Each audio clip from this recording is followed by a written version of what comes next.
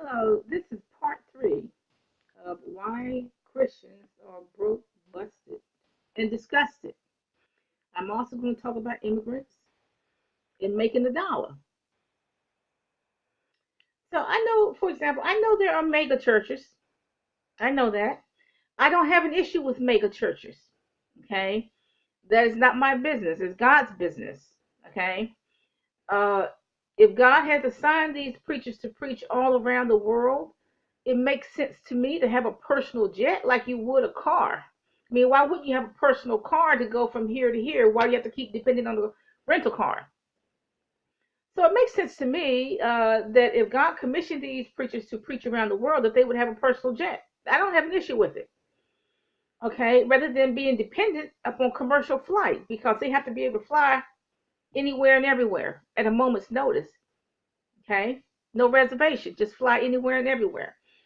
Okay, my issue is the misinterpretation, hustling, misapplication um, of the word. That is my issue.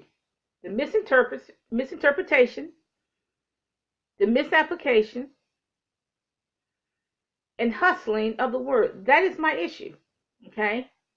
They don't all do that. Now, I'm not saying this is not a blanket statement against all evangelists, all pastors, because the word says, touch not his anointed ones and do his prophets no harm. I'm not interested in criticizing, particular specific evangelists and pastors. I'm not interested in doing that. I'm not interested in touching them. I'm just talking about an issue here. Okay. Now, the super rich pastors, I'm talking about the ones that have 100 million in the bank. Now, they're telling me how to get rich, which makes absolutely no sense to me. They're telling all poor people who live in trailers how to get rich. They're telling me how to get rich. They're telling everybody how to get rich. That makes no sense to me to listen to somebody worth 100 million, 5 million, $100 million to tell me how to get rich. That makes no sense to me. It really doesn't. Because, see, I'm going to question if they're going to say, well, look what I did, and the Lord gave me a $5 million house. Look what I did, the Lord gave me $100 million in the bank. Look what I did, the Lord gave me a $10 million house. Well, I'm going to question the Lord. Well, where's my $10 million home? Where's my fleet of Mercedes? Where's my Rolls Royces? I don't want one, but where is it?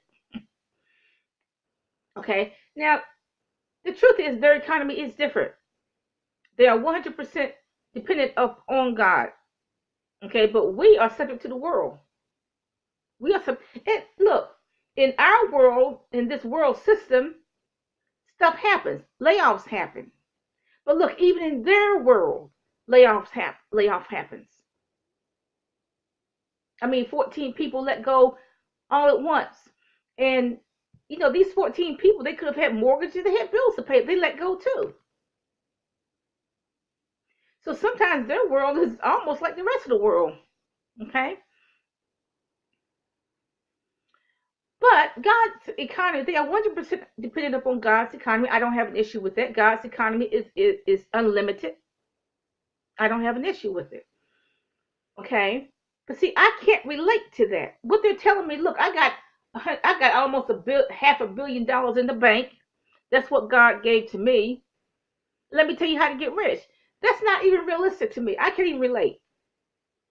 It would take me 10,000 lifetimes to get half of what they have. And I only get one lifetime, okay? And the whole irony is that it is poor people who made them rich.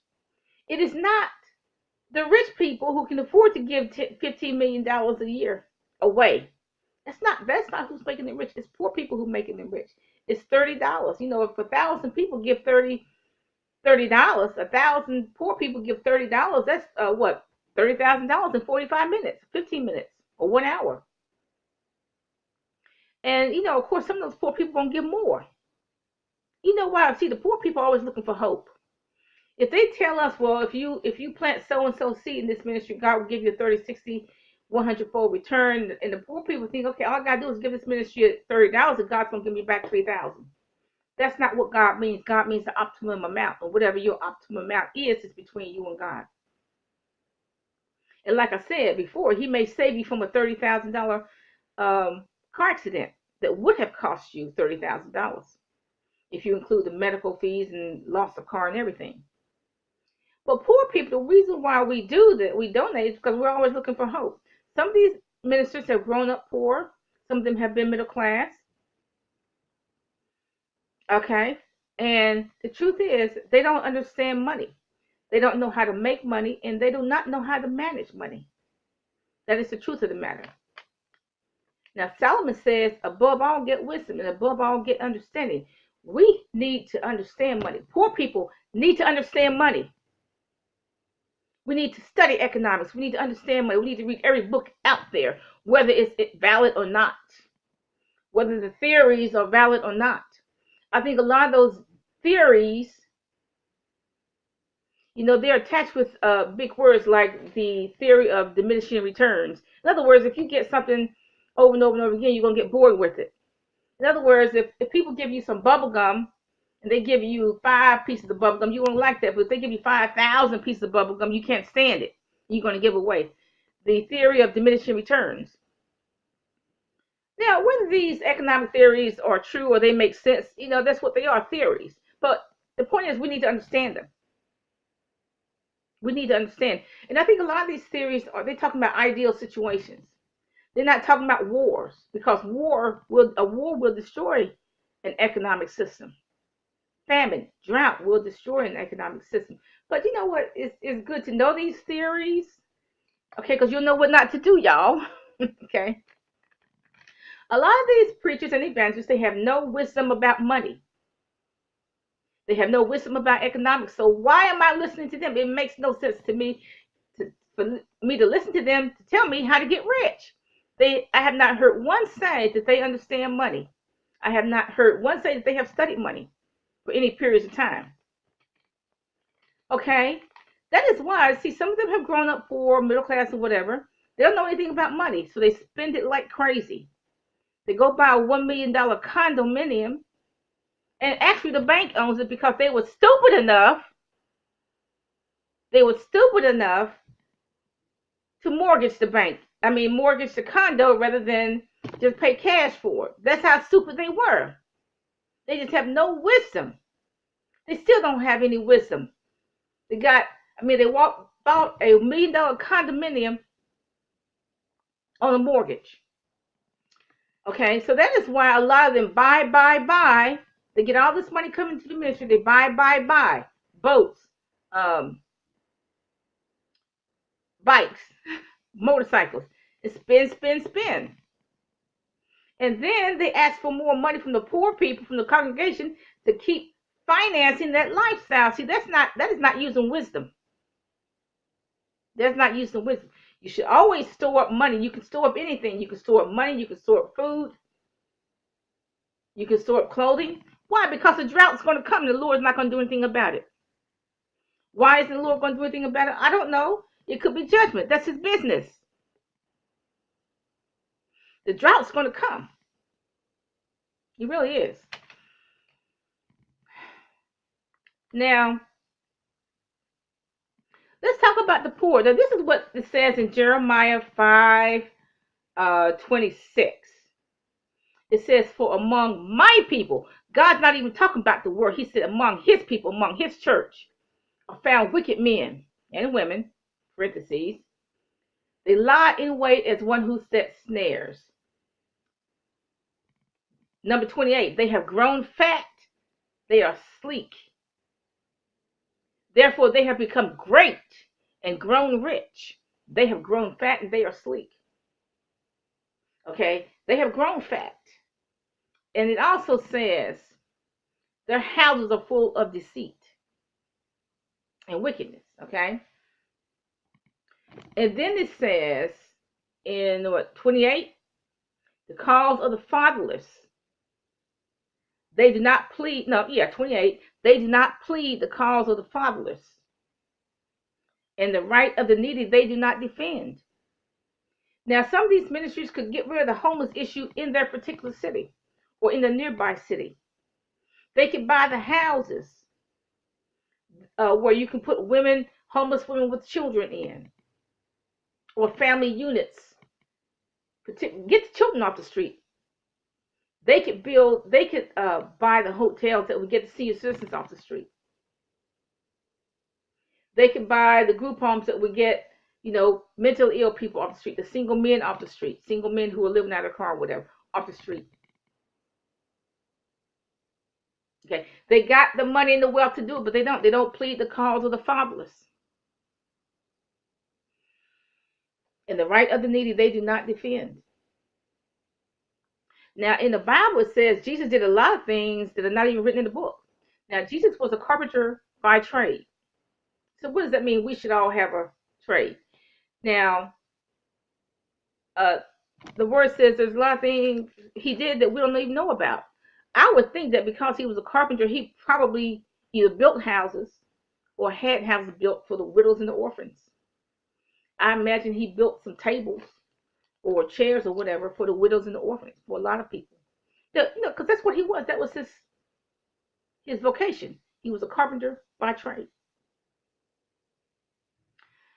Okay, so the crux of the whole problem is that nobody knows how to make and manage a dollar. Even the preachers don't know. And I hate to say it, evangelists don't know. And I'm not persecuting them. I'm just saying they don't know how to make a dollar, don't know how to manage a dollar. And they preaching to us who don't know how to do it either. You know what, frankly, there are very few people who know how to make and manage a dollar.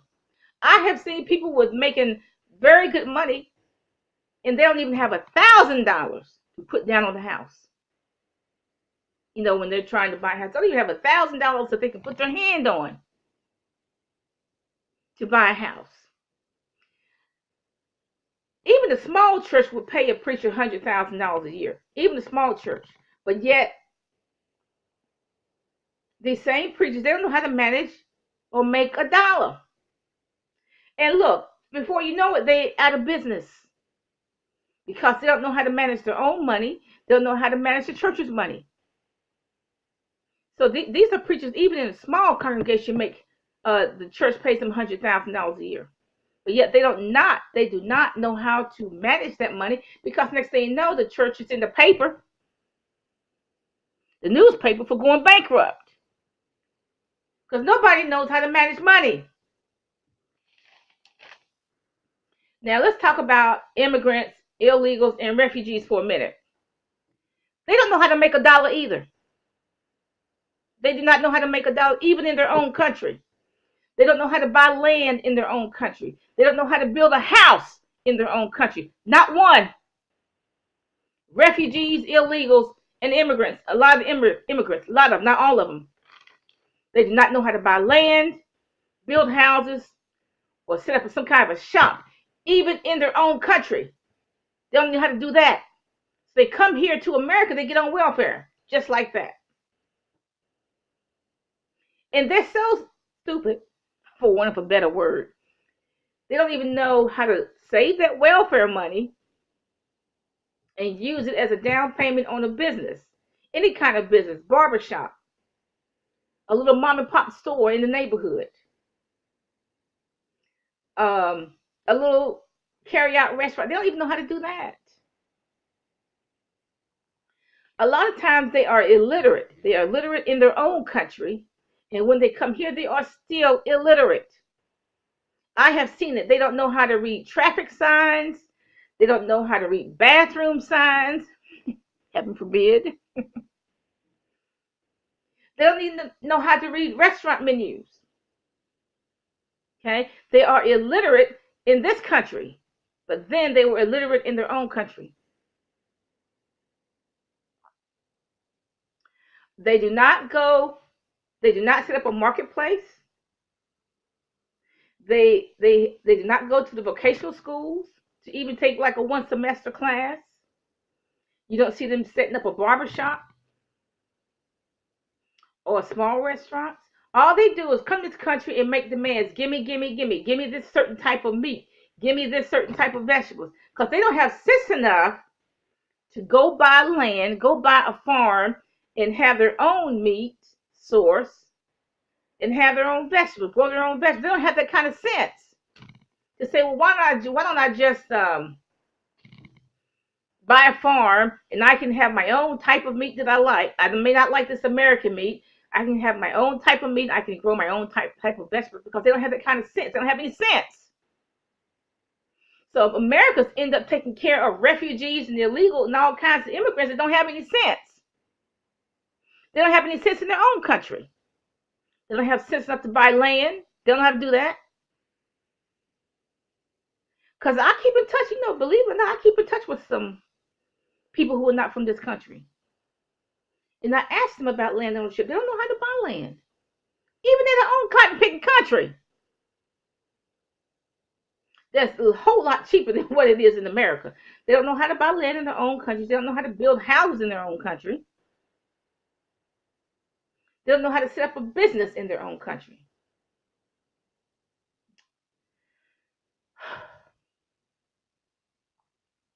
All the illegals and the refugees, all they do is come here and say, gimme, gimme, gimme. Now, you take like where I live. There's a duplex near where I live. It used to be about 50% white and 50% black. Now it is 95% Central American welfare. Okay. And of course, even though it's Section 8 housing, they got 20 people living in there in these duplexes and paying them rent. Okay. So they're making money. The government's paying the whole rent except for probably $40. The government's paying the rest of the rent. And then they got 20 people living in there, and they are paying them $200 or $300 a month, so they're making more money off of that. And another housing complex near where I live used to be very expensive. Um, it just was very expensive, but they're nice apartments, very expensive apartments. Now it is 80% Section 8 Central American welfare, 80%, and it used to be a really nice apartment. It's just 80% Section 8 welfare, Central American. Okay, it used to be very nice. Okay, so the whole crux of the problem is that we all must learn how to make and manage $1. Okay, if you set up a little shop or as a vendor or something, and all you've made that day is $10. Well, you know what? It's still $10. That's more than what you had yesterday. You still have to manage that. You have to manage that $10. What if you learn if you make $10 a day and you're selling all this stuff as a vendor? What does that really mean? What does that really mean? Is that you probably selling the wrong stuff. You got to sell what people want. Okay. Now, if you really want to know how to make $1, just go on YouTube and just go to China and India. They will get on the street. They will sell something all day. Okay. No matter how old they are, no matter how young they are. India is the same. If you want to learn how to be a vendor, go to India. They will sell something on the street no matter how old they are, no matter how young they are. Okay? So we could learn a lot from people who live in the third world. We could learn a lot from them. Y'all have a nice day.